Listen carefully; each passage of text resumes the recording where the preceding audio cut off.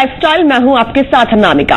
आज के इस भागदौड़ की जिंदगी में हर किसी का सपना होता है उसका एक छोटा सा प्यारा सा अपना घर हो, लेकिन उसी छोटे से घर में अगर आपको सुख शांति समृद्धि नहीं मिलती तो इसके पीछे वास्तु दोष भी हो सकता है। तो वास्तु के अनुसार आपके घर में कौन सा कमरा किस दिशा में हो, कैसे खास इंटीरियर से आपके घर में आएगी सुख समृद्धि और खुशहाली, तो आपके ये सवालों के जवाब देने के लिए हमारे साथ स्टूडियो में मौजूद हैं संतोष उपाध्याय जी, जो कि एक वास्तुविद हैं। Welcome to our show sir.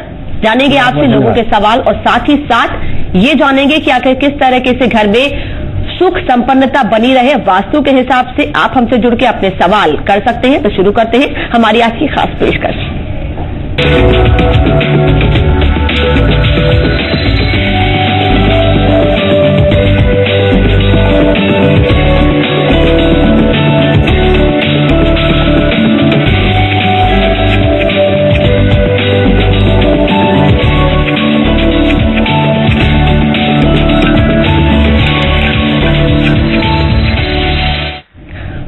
तो अगर आप भी हमारे एक्सपर्ट से सवाल करना चाहते हैं, आपके मन में कोई दुविधा है, कोई परेशानी है घर को लेके, अपने घर में हो रही परेशानियों को लेकर, तो हमसे जुड़ सकते हैं। हमसे जुड़ने के लिए आप कॉल कर सकते हैं 0120-715-3431। इसके अलावा 0120-715-3432, इन दोनों ही नंबर्स पे कॉल करके आप अपनी परेशानियों का समाधान पा सकते हैं। हमारे एक्सपर्ट से सवाल प्रॉब्लम हो रही है घर में या फिर अपने घर के वास्तु को लेकर, इंटीरियर को लेकर आपके मन में कोई भी दुविधा है तो उस दुविधा का तुरंत समाधान करेंगे हमारे एक्सपर्ट।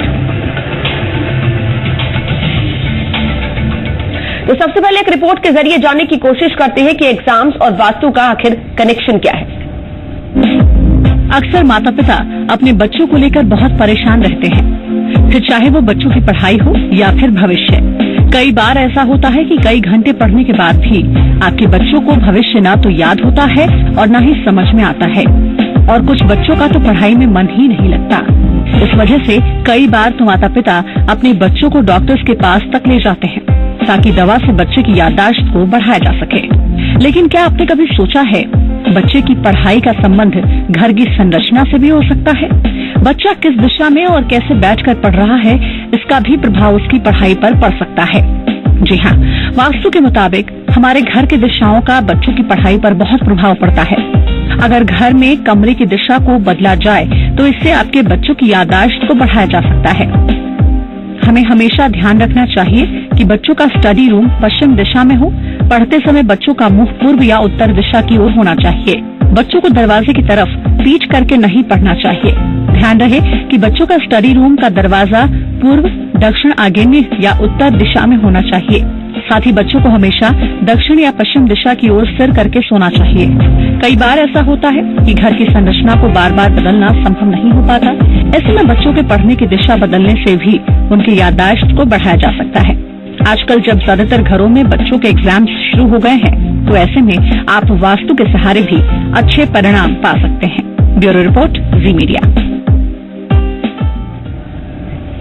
तो हमारे साथ दर्शक जुड़ेंगे अपनी समस्याएं लेकर, लेकिन उनका समाधान करेंगे हमारे एक्सपर्ट वास्तुविद संतोष उपाध्याय जी। उनसे हम जानेंगे लोगों के सवालों के जवाब। लेकिन सबसे पहले संतोष जी, आपसे मैं ये जानना चाहूंगी कि वास्तु बच्चों के हिसाब से घर का कैसा होना चाहिए, जिससे कि बच्चों की हेल्थ से लेकर पढ़ाई पर अच्छा फर्क पड़ सके। बिल्कुल, देखिए, एक स्वस्थ शरीर में ही स्वस्थ मस्तिष्क का वास माना गया है और वास्तु इसमें बहुत कुछ मदद कर सकता है। अगर आपका बच्चा है जो अभी अध्ययनशील है, पढ़ाई कर रहा है, जब भी रिपोर्ट में भी देखा आपने कि परीक्षाएं बिल्कुल सर पर हैं, माता पिता की चिंता लाजमी है। अब अगर आपका बच्चा परीक्षा की तैयारी कर रहा है तो सबसे उत्तम दिशा उसके कमरे की, सबसे पहले हम कमरे पर आते हैं, जो पूरा घर का वास्तु है वह पूरब दिशा या फिर उत्तर पूरब का कोना या फिर उत्तर दिशा, अर्थात 3 दिशाएं हो गई। एक ईशान कोण उत्तर पूरब, एक उत्तर या फिर पूरब। इन दिशाओं में बच्चे का स्टडी रूम या बच्चे का कक्ष होना शुभ होता है, ऐसा विश्वकर्मा प्रकाश में बहुत स्पष्टतः आया है। अब बच्चा जब वहां बैठ जाए पढ़ने के लिए तो सबसे पहले वास्तु ये कहता है कि बच्चा बैठकर ही पढ़े। बेड पर पढ़ना वास्तु के हिसाब से शुभ नहीं होता है। अगर आप बिस्तर पर जाएंगे तो शुक्र और शनि 2 ग्रहों का बढ़ जाता है, लिहाजा बच्चे के अंदर आलस्य आने लगेगा, उसके सोने का मन कहेगा। जो पढ़ेगा वह दिमाग में बहुत देर तक स्थायी नहीं रहेगा। तो बच्चा जब भी अध्ययन के लिए उठे तो कुर्सी मेज हो, और कुर्सी मेज भी लकड़ी का होगा जो कि ऊष्मा का कुचालक होता है। उस पर बैठकर पढ़ने से बच्चे का मस्तिष्क ज्यादा कंसंट्रेट करता है, कुशाग्र होता है। बहुत कुछ और जानकारियां हम आपको देते रहेंगे। बिल्कुल संतोष जी, कई बार घरों में हम ऐसा देखते हैं कि बच्चे बेड पर बैठे होते हैं और बेड पर ही एक टेबल का इंतजाम कर दिया जाता है। हाँ। और बच्चे उन्हीं टेबल पर बैठ के पढ़ना शुरू कर देते हैं, चाहे लिखावट हो, चाहे उस किसी चीज को याद करना हो, ये तमाम चीजें। क्या ये वास्तु के हिसाब से ठीक है? बिल्कुल अनामिका, देखिए यहाँ पर दो चीजें हैं। बेड पर बैठना शुक्र के प्रभाव को बढ़ा देगा। अब बैठे बैठे उस पर एक स्टडी टेबल हम अगर रख देते हैं तो something is better than nothing, कुछ से कुछ बेहतर तो हो ही गया। बच्चा बिस्तर पर टेक लगा करके अपने गोद में पिलो रख करके, तकिया रख के उस पर किताब रख लेता है, कॉपी रख लेता है, ये तो पूरी तरह से अशुभ माना जाएगा। लेकिन हाँ, अगर उस पर टेबल रख लेते हैं, मान लीजिए कमरा बहुत छोटा सा है, तो वहां एक मजबूरी, एक व्यवस्था हम देख रहे हैं, लेकिन कुछ से बेहतर तो कुछ हो ही जाएगा। अर्थात काष्ठ का प्रयोग, लकड़ी का प्रयोग जितना शुभ होता है उतना ही इसका इस्तेमाल करना चाहिए। बेहतर तो होगा कुर्सी में अगर हम लगा सके तो सबसे ज्यादा शुभ वही रहेगा। लेकिन लकड़ी का प्रयोग घर में अगर आप करते हैं बच्चों की पढ़ाई के लिए, बच्चों को आगे बढ़ाने के लिए, तो बेहद शुभ होता है, वास्तु के हिसाब से बेहद शुभ माना जाता है। और इसके अलावा हमारे घर के बड़े बुजुर्ग भी हमेशा से ये कहते रहे हैं कि अगर कुर्सी मेज पर बैठ के पढ़ा जाता है ज्यादा अच्छा होता है, क्योंकि पढ़ाई के समय बच्चों को जितना कम आराम मिलता है वो उतना फोकस करके पढ़ सकते हैं, जितना रिलैक्स होते हैं उतनी उन्हें ज्यादा पढ़ाई के प्रति उनका जो लगाव होता है या पढ़ाई की तरफ ध्यान कम जाता है। एक दर्शक हमारे साथ जुड़े हैं, सवाल जानते हैं इनका। सर नाम बताइए अपना और सवाल क्या है आपका? हेलो। हाँ जी, नाम क्या है आपका? ओम प्रकाश साहनी। हेलो, नाम बताएंगे फिर से अपना एक बार? जी ओम प्रकाश साहनी बोल रहा हूँ मैडम। ओम जी, सवाल पूछिए, क्या सवाल है आपका? जी मैडम, हमारा बेटा था। हाँ जी। कि मान लीजिए हमारा क्या बोलते हैं 50 फीट चौड़ा और 60 फीट लंबा जमीन है। आपकी आवाज बहुत साफ नहीं आ रही है ओम जी, एक बार फिर से सवाल रिपीट करेंगे या फिर कमरे से थोड़ा बाहर आकर बात करेंगे? आवाज कट रही है आपकी। आप मुझे सुन पा रहे हैं? संपर्क कट गया है हमारा ओम जी से, लेकिन एक बार फिर हम कोशिश करेंगे कि वो हमसे बात कर सके, उनके सवाल हम ले सके, क्योंकि हमारी ये कोशिश होती है इस कार्यक्रम के जरिए कि हम जो भी हमारे व्यूवर्स हैं जो हमसे जुड़ रहे हैं उनकी समस्या का अधिक से अधिक समाधान कर सके। संतोष जी, एक सवाल और, घर की किस दिशा में बच्चों के पढ़ने का खास तौर पर कमरा होना चाहिए जिससे कि वो कंसंट्रेट कर सके पढ़ाई में और चीजों को अच्छे से याद कर सके? देखिए, शिक्षा एक पूजा है। जिस तरह से पूजा घर हम ईशान कोण में लेते हैं, उसी तरह से अध्ययन कक्ष को भी हम ईशान कोण में ही कंसीडर करें तो नंबर 1 पे सर्वोत्तम माना जाएगा। सबसे पहला शुभ जगह है ईशान कोण, जिसे हम उत्तर पूर्व का कोना कहते हैं, नॉर्थ ईस्ट डायरेक्शन। अगर यहाँ पर मान लीजिए कि जगह नहीं उपलब्ध है तो पूरब दिशा, मतलब अगर बच्चा अपने कक्ष का कमरा का विंडो ओपन करता है, खिड़की खोलता है, तो बच्चे के कमरे में सबसे पहले सूरज की किरणें आ जाएं।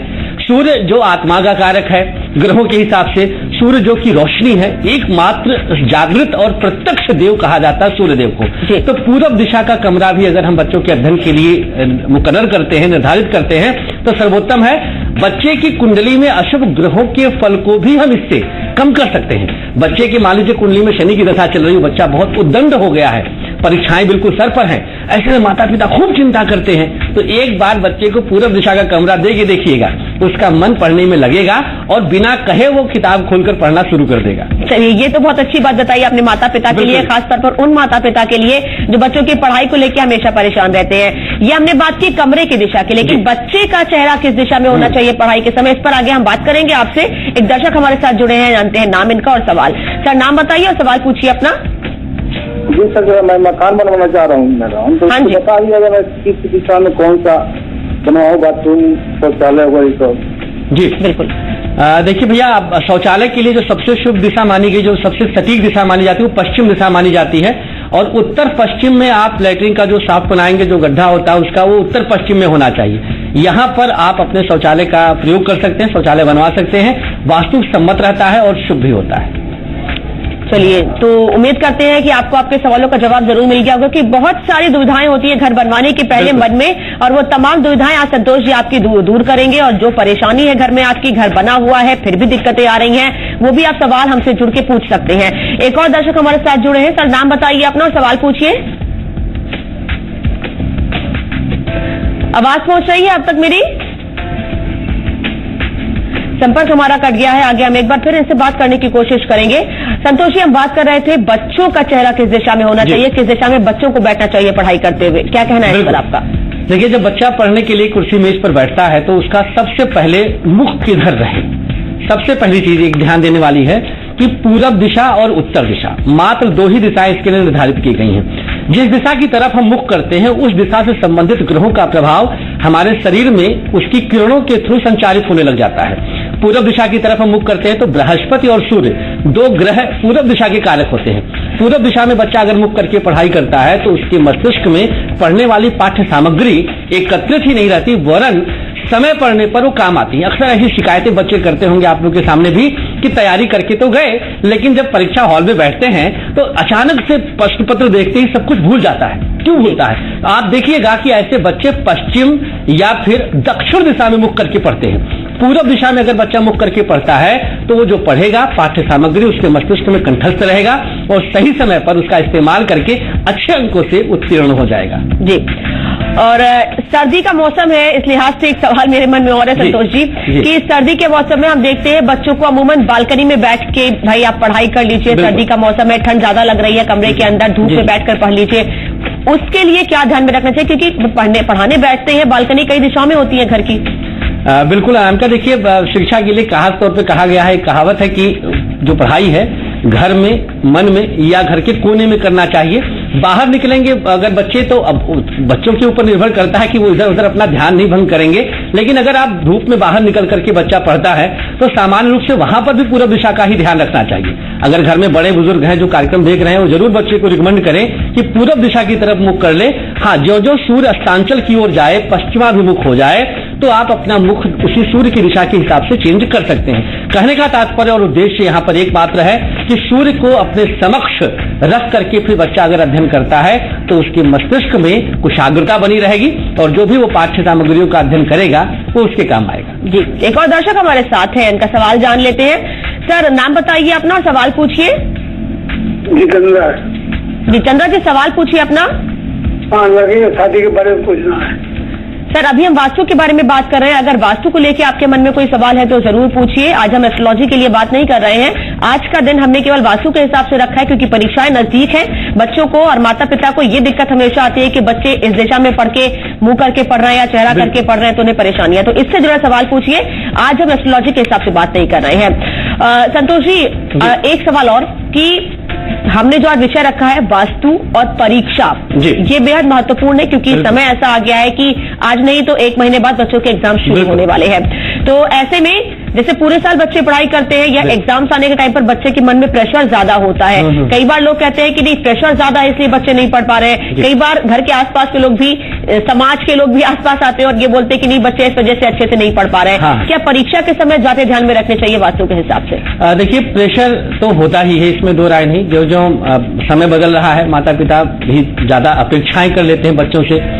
क्लास में भी उनका प्रेशर रहता है कि हमें अव्वल आना है, हमें टॉप करना है, फर्स्ट पोजीशन पाना है, होना भी चाहिए। लेकिन प्रेशर हम लेकर के क्या बाल मन को शिक्षा की तरफ लगा सकते हैं? संभवतः नहीं। बहुत इत्मीनान के साथ भाइयों बहनों, 2 चीजें खास तौर पर ध्यान दीजिएगा।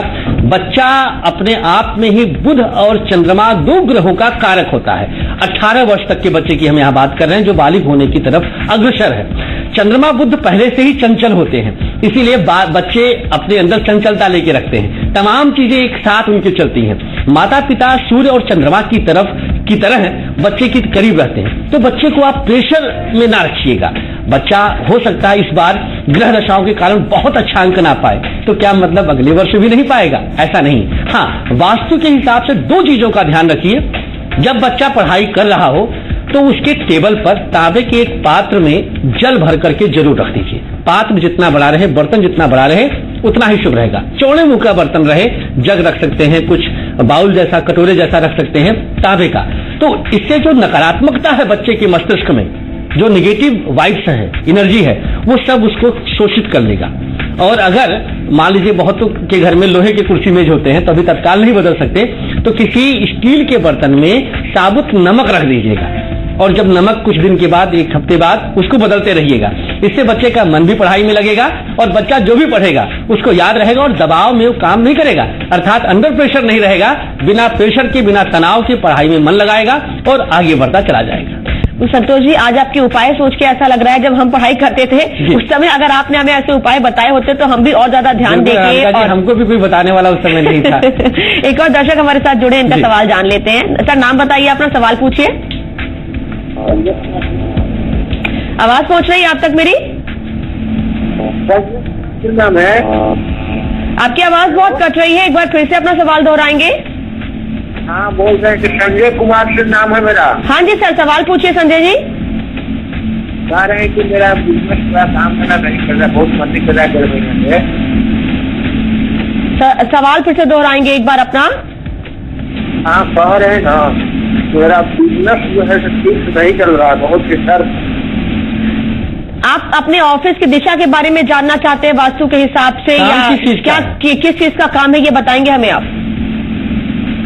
यार ऑफिस से मैंने, हम हॉस्पिटल में काम करते हैं, मेरा बिजनेस बहुत डिस्टर्ब है, इसीलिए फोन किया है मैंने। जी। कंप्यूटर का काम करते हैं, कंप्यूटर पर काम करते हैं? बहुत ज्यादा आपकी आवाज साफ नहीं है हम तक। हाँ, हम मेडिकल लाइन में डॉक्टर विजिट में काम करते हैं। जी।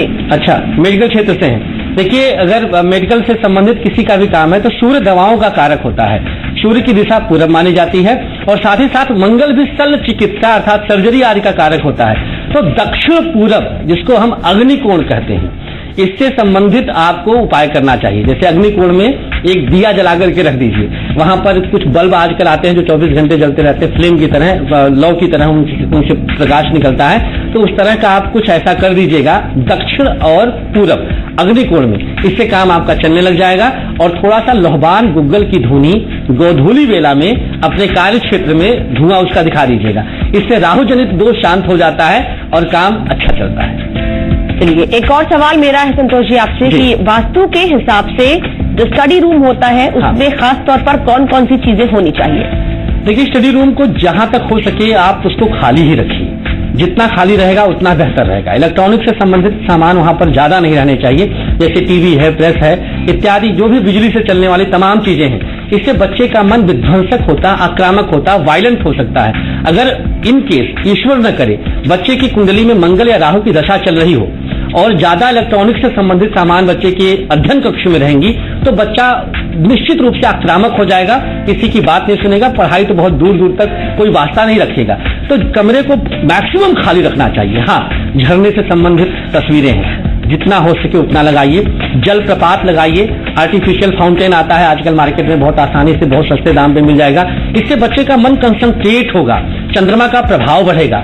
और जो बच्चे का अध्ययन कक्ष है उसके ईशान कोण में, उस कक्ष के ईशान कोण में एक जल से भरा हुआ बड़ा पात्र किसी टेबल में रख दीजिए और उसमें कुछ पुष्पों की पंखुड़ियां डाल दिया करिए। प्रत्येक प्रातः इसको चेंज कर सकते हैं आप। बालकनी है बच्चे के कक्ष में तो वहां पर आप तुलसी के 1-2 पौधे लगा सकते हैं। और उगता हुआ सूरज और दौड़ते हुए घोड़े की तस्वीर, मात्र इतना कर देने से बच्चा, आप खुद देखेंगे, शनि राहु की दशा में भी बच्चा पढ़ने लग जाएगा, जो कि अपने आप में बहुत सरप्राइज होने वाला एक विषय है। क्योंकि राहु और शनि की दशा में बच्चे का मन शिक्षा में लग ही नहीं सकता। अगर वो 100% का बच्चा है तो 50-60% से आगे टिक जाता है। तो ये कुछ छोटे छोटे से उपाय करके हम बच्चे का मन पढ़ने में लगा सकते हैं। बिल्कुल, और जाहिर सी बात है इन सब चीजों से घर में सुख शांति बनी रहती है, क्योंकि अगर बच्चे ठीक से पढ़ नहीं पाते हैं तो कई बार घर में भी कलह हो जाती है कि बच्चे ठीक से नहीं पढ़ पा रहे हैं, ये कारण है। तो अगर आप कारण ठीक से समझ लेते हैं तो शायद घर की सुख शांति भी बनी रहेगी और बच्चे ठीक से पढ़ भी पाएंगे। एक और दर्शक हमारे साथ है, सवाल जानते हैं इनका। सर नाम बताइए, अपना सवाल पूछिए। आवाज पहुंच रही है आपका? हाँ जी, नागेंद्र कुमार मैडम। जी सर, सवाल पूछिए। मैडम, वो मैं न्यू घर रेडी कर रहा है मैडम, और इसमें आप वास्तु, पढ़ाई और परीक्षा 2 भी मैटर रखे हैं ना मैडम, उसके लिए हमको 2 से भी रिलेटेड क्वेश्चन है मैडम। हाँ जी सर, सवाल पूछिए अपना। मैडम, ये फर्स्ट में तो ऑलरेडी मैं बहुत ज्यादा 10-11 लाख रुपया ऑलरेडी इन्वेस्ट करे मैडम। वो लास्ट प्रोसेस में वो ओनली फ्लोरिंग का है मैडम, और उसमें मैं अभी सीमेंट सर, अगर आपका सवाल इससे जुड़ा हुआ है कि किस दिशा में कौन सा कमरा होना चाहिए, किचन किस दिशा में होना चाहिए, बच्चों के पढ़ाई का कमरा किस दिशा में होना चाहिए, तो प्लीज आप सवाल पूछिए उससे जुड़ा हुआ। हाँ यस मैडम, दो भी मैडम, उसके लिए वही एक्चुअली में कि मेन गेट है ना मैडम, और वो एक मेरा एक साइड का जो फ्लैट रेडी हो रहा है मैडम, उसे कितना सा मेन गेट रखना चाहिए मैडम, और किस साइड में रखना चाहिए, परफेक्ट होना चाहिए एजुकेशन प्लस में। और बिल्कुल आगे सवाल हम आपका समझ चुके हैं भैया। देखिए, मेन गेट का जो आपने प्रश्न किया है, जब घर का मुखिया, घर का मालिक अंदर प्रवेश करे तो दाहिने हाथ की तरफ राइट हैंड साइड में ज्यादा जगह होना चाहिए, लेफ्ट हैंड में बहुत कम जगह हो जाए। गेट इस तरह से लगाया जाए, मध्य में गेट रहना बहुत शुभ नहीं माना जाता है, और गेट की जो ऊंचाई है वो घर के मुखिया की हाइट से 1 फीट ज्यादा होनी चाहिए। मात्र इतना उपाय है मुख्य द्वार से संबंधित। प्लस मुख्य द्वार की तरफ जब आप पूजन आदि कराएंगे तो एक पंचमुखी हनुमान जी की तस्वीर या मूर्ति छोटी सी लेकर के वो पूजन के समय पर मुख्य द्वार पर बाहर की तरफ से ऊपर लगवा दीजिएगा। इससे घर का जो वास्तु है वो शुभ हो जाता है। बाकी तो बहुत कुछ वास्तु के अंदर है, मुख्य द्वार से संबंधित ये 3 चीजों का अगर आप ध्यान रखते हैं तो आपके घर में सुख समृद्धि सदैव रहती रहेगी। चलिए, तो इन बातों का ध्यान रख के जब आप घर बनवाने जा रहे हैं तो इन बातों का जरूर ध्यान रखें, क्योंकि ये बात किसी एक व्यक्ति के लिए नहीं है जिसने सवाल पूछा उसके लिए नहीं है, बल्कि अगर आप घर बनवाने की शुरुआत करना चाहते हैं तो आपके लिए भी ये उपाय कारगर साबित हो सकते हैं। एक और दर्शक हमारे साथ जुड़े हैं, सवाल जानते हैं इनका। सर, नाम बताइए अपना, सवाल पूछिए। बनवाने की शुरुआत करना चाहते हैं तो आपके लिए भी ये उपाय कारगर साबित। अगर आप तक मेरी आवाज पहुंच रही है तो पहले तो मेरा आपसे अनुरोध है कि आप ये टीवी का वॉल्यूम प्लीज कम कर दीजिए, क्योंकि आपकी आवाज हम तक साफ नहीं पहुंच पाएगी। फिर सवाल पूछिए अपना। अगर आपको मेरी आवाज पहुंच, मैं बार बार यही दर्शकों से अनुरोध कर रही हूं कि जो भी दर्शक हमसे जुड़ रहे हैं अपने सवाल लेके प्लीज अपनी टीवी का वॉल्यूम कम रखिए, क्योंकि आपकी आवाज हम तक साफ नहीं पहुंच पाएगी, और आपकी आवाज नहीं आएगी तो हम आपकी समस्याओं का समाधान नहीं कर पाएंगे। संतोष जी, ये पढ़ाई परीक्षा से जुड़ा से अलग एक सवाल इधर मेरा है। कई बार बच्चे अग्रेसिव होते हैं घर में, 8 से 10 साल की उम्र में ही बच्चे बहुत ज्यादा अग्रेसिव हो जाते हैं, उसके लिए क्या करना चाहिए? बिल्कुल, जैसे अगर आपके बच्चे के अंदर अग्रेशन बहुत ज्यादा बढ़ गया है, सामान्यतया आजकल ऐसा देखने में आ रहा है, खासतौर पे 95 के बाद के जितने भी वार्निंग के बच्चे हैं, 95, 98 के बाद के, उनके अंदर एग्रेशन बढ़ा है। इसके पीछे का कारण शनि, राहु, सूर्य 3 ग्रहों का असंतुलन स्थिति में रहना उनके जन्मांक में होता है। वास्तु से हम एग्रेशन को कैसे कम कर सकते हैं या दूर कर सकते हैं? अभी रिपोर्ट जब कार्यक्रम की शुरुआत में आपने देखा था तो उसमें शयन कक्ष के अंदर जब बच्चा शयन करे तो उसके लिए खास दिशा बताई गई थी। वास्तु भी इसमें वाकई बताता है। सबसे पहली चीज है कि बच्चे का जो सर है सोते समय वो पूरब दिशा में होना चाहिए, इसके अलावा कुछ हो ही नहीं सकता है, न पश्चिम, न दक्षिण, न उत्तर। उत्तर तो वैसे भी महा अशुभ माना गया है, क्योंकि उत्तर करने से अज्ञात, आशंका और मृत्यु भय होता है। पश्चिम करने से प्रगाढ़ चिंता, पूरब करने से विद्या और बुद्धि की वृद्धि होती है। तो पूरब सिरहाना करने से बच्चे के अंदर एग्रेशन कम होता है और धीरे धीरे वो शांत होने लगता है। एक और खास चीज का ध्यान रखें, जब बच्चा शयन करके उठे तो बड़ों का चरण स्पर्श कर ले और पहला आहार तुलसी की पत्ती का करवा दीजिएगा। इससे बच्चे का अंदर शांति आएगी, बच्चा सौम्य रहेगा। अगर इससे भी कम नहीं होता है तो एक और रामबाण उपाय बताते हैं। बच्चे के स्नान कक्ष में जब स्नान के लिए जाए बाथरूम में तो उसमें थोड़ा सा 2-4 बूंद गौमूत्र का डाल दीजिएगा। 100% बच्चा आपका शांत हो जाएगा, एग्रेशन कम होगा, पढ़ाई में भी मन लगने लगेगा और इससे बच्चों का स्वास्थ्य भी अच्छा रहेगा। तो ये तमाम चीजें ध्यान में रखिए। बच्चों के एग्रेशन से जुड़े हुए, बच्चों की परीक्षा के समय अगर आप इन बातों का ध्यान रखते हैं तो आपका बच्चा स्वस्थ भी रहेगा और पढ़ाई में भी अच्छे से मन लगा सकेगा। एक और सवाल के साथ दर्शक हमारे साथ जुड़े हुए हैं। सर, नाम बताइए अपना, सवाल पूछिए। नाम बजरंगी मंडल है। बजरंगी जी, सवाल पूछिए अपना। मेरा जो घर का दरवाजा मेन गेट है वो दक्षिण दिशा में, क्या ठीक है? देखिए, अगर आपका वृश्चिक लग्न या मेष लग्न या सिंह लग्न है तो आपके लिए ठीक है, अन्यथा दक्षिण मुखी मकान कर्ज बढ़ाता है, कुछ मुकदमेबाजी में फंसा सकता है और अपने भाइयों से ही शत्रुता करवा देता। तो मेष, सिंह और वृश्चिक 3 लग्न वालों को छोड़ करके बाकी किसी के लिए साउथ फेसिंग मकान बहुत शुभ नहीं पाया है। ठीक है, तो ये तमाम चीजें ध्यान में रखनी है आपको। वास्तु के हिसाब से यकीन मानिए आपका भविष्य अच्छा होगा ही, आपके बच्चों का भविष्य बहुत अच्छा होने वाला है। संतोष जी, समय मेरे पास कम है, बस बहुत संक्षेप में जानना चाहूंगी आपसे कि वास्तु के हिसाब से वो कौन सी छोटी चीजें हैं जिनको ध्यान में रखना चाहिए? बिल्कुल, देखिए, बच्चों के निमित्त हम 2-4 चीजें और बता देते हैं। परीक्षाएं सर पर हैं, बच्चा कभी भी ब्लैक कलर का कपड़ा पहनकर शयन ना करे, अन्यथा सुबह उठेगा तो बहुत आलस्य में उठेगा और जल्दी उठने की भी उसकी आदत छूटती जाएगी। रात में जल्दी सोने के लिए बच्चे को आप प्रेशर बनाइए। प्रातःकाल 4 बजे ब्रह्म मुहूर्त में उठकर पढ़ने से बच्चा कुशाग्र होता है, कंठस्थ उसको जल्दी से होता है। और लिख करके बच्चे को पढ़ने की प्रैक्टिस करवाइएगा। ब्लैक पेन का इस्तेमाल भी कम करवाइएगा, इससे भी बच्चे के अंदर शनि का प्रभाव कम हो जाएगा। नीले रंग के स्याही का इस्तेमाल करवाते हैं तो बहुत शुभ रहता है। बस ये छोटी चीजों का ध्यान रख करके आप बच्चे को आगे लेके चल सकते हैं। चलिए, उम्मीद करते हैं कि आपके इन उपायों से उन माता पिता के मन में जो सवाल कई होंगे परीक्षा से जुड़े हुए, उनके सवालों का जवाब उन्हें जरूर मिल गया होगा। आप हमसे जुड़े, समय दिया, दर्शकों की समस्याओं का समाधान किया। धन्यवाद जुड़ने के लिए और समय देने के लिए। लाइफस्टाइल में आज के लिए फिलहाल इतना ही। कल फिर होंगे हाजिर। फिलहाल नमस्कार।